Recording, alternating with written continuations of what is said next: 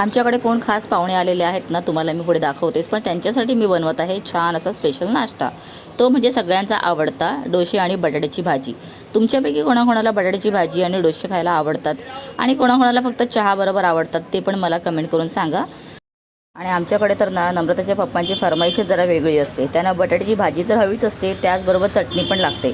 पण आज काही मी चटणी बनवलीच नाही, पण नारळ आणलेला होता तो पूर्ण खराब निघाला म्हणून तो असाच टाकण्यात गेला.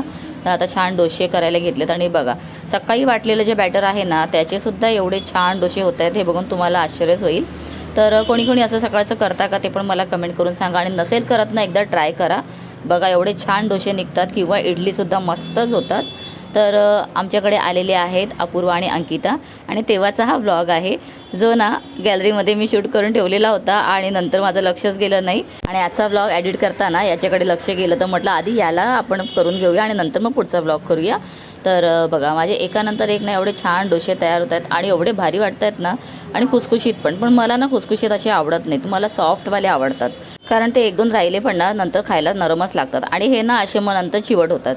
सो आता आम्ही मस्त पिक्चर बघत बघत ना नाश्ता करून घेतो. आणि तुम्हाला हा मिनी ब्लॉग आवडलेला असेल तर तुम्ही लाईक करा, शेअर करा, नवीन असाल तर सबस्क्राईब करा.